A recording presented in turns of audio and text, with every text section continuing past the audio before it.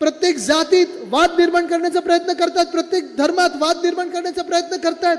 पण हे सगळं होत असताना सगळीकडे आश्वासनं देऊन ठेवलेले त्यांनी की तुम्हाला आम्ही हे देऊ, तुम्हाला ते देऊ।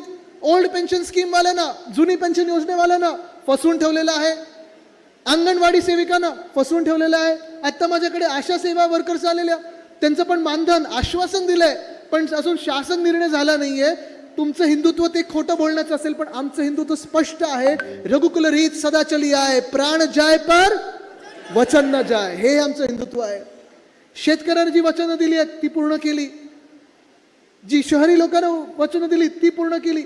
इथे देखील खासदारांना विचारा, जेव्हा जेव्हा मी त्यांच्यासोबत मंत्री म्हणून फिरलोय ना, जिथे त्यांनी बोट दाखवले की ह्या तलावाला आपल्याला फंड द्यायचा आहे, त्या तलावाला फंड द्यायचा आहे, इथे द्यायचं आहे, तिथे द्यायचं आहे, मी फंड तो दिलेला आहे आणि ते पेपरवर मंजूर आहे, हे कोणी नाकारू शकत नाही।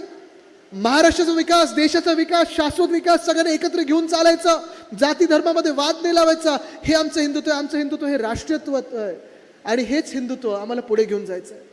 आमचं हिंदुत्व हे स्पष्ट देखील आहे, आमचं हिंदुत्व म्हणजे हृदयात राम आणि हाताला काम, हे आमचं हिंदुत्व आहे। पण हे सगळं करत असताना जी निष्ठा आपल्याला एकत्र आणायची आहे, जी एकजूट आपल्याला पाहिजे, ती ह्या गद्दारांना लढण्यासाठी आहे। जो वार आज महाराष्ट्रावर होत आहे, जो अन्याय आपल्या महाराष्ट्रावर होत आहे, पुन्हा एकदा जर आपल्याला महाराष्ट्र हा खऱ्या अर्थाने महाराष्ट्र करायचा असेल, राज्य म्हणून पुढे न्यायचं असेल, तर आपल्याला एकजूट ही दाखवायला लागेल। नाही तर चाललंय आपलं जे काही चाललंय ते चाललंय, जसं मी सांगितलं, कृषी क्षेत्र असेल, उद्योग क्षेत्र असेल, नोकर भरती असेल, IAS IPSच्या बदल्या पोस्टिंगसाठी पण आता पैसे मागायला लागलेत, बोली लावायला लागलेले आहेत। पण हे सगळं करत असताना महिलांवर जे अत्याचार आहेत ते देखील कुठेच थांबले नाही आहेत। कायदा सुव्यवस्था आपल्याला माहिती आहे, पोलिसाचे हात बांधलेले आहेत। कालच मी कोल्हापूरमध्ये होतो, एका गद्दार माजी आमदाराने घरात घुसून मारहाण केली आहे, ते टीव्हीवर आलेलं आहे, न्यूजवर दाखवलेलं आहे, पण कारवाई काही झाली आहे का? नाही झाली।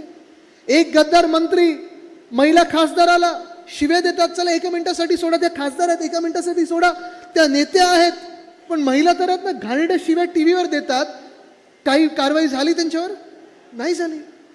हे असं थोतांड आपल्याला परवडणार नाही, असं राज्य आपल्याला परवडणार नाही। जे मुख्यमंत्री आहेत, जे अकार्यक्षम मुख्यमंत्री आहेत, ज्यांना काही मुळात करायचंच नाही, स्वतःची खुर्ची जपून ठेवायची आहे, सरकार आपल्या दारी, सरकार आपल्या दारी, कुठची दारी काय, कोणाचं घरदार राहतच नाही आता। हे असं राज्य पुढे जर चाललं तर काही आपलं खरं नाही, आपल्या राज्याचं खरं नाही।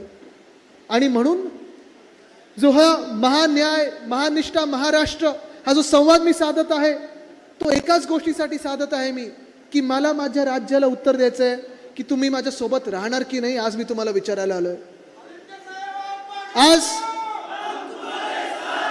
आज मी पण कुठेतरी परदेशी जाऊन काहीतरी वेगळं करू शकलो असतो, पण मी ते करणार नाही। मला माहिती आहे की भाजप असेल, हे गद्दार असतील, माझ्यावर पुढून मागून वार करायला निघालेले आहेत, पाठीवर असेल, छातीवर असेल, सगळे वार घ्यायला तयार आहे। पण आज मला तुम्हाला एकच प्रश्न विचारायचा आहे, तुम्ही माझ्यासोबत ह्या महाराष्ट्रासाठी लढणार की नाही? दिल्लीत कोणाचं सरकार बसणं आपल्याला चिंता नाही, आपलं सरकार बसवणारच आपण, पण महाराष्ट्रातून प्रत्येक खासदार, प्रत्येक आमदार जो निवडून द्याल तुम्ही, तो महाराष्ट्र हिताचा तुम्ही निवडून देणार की नाही? हे वर्ष आपलं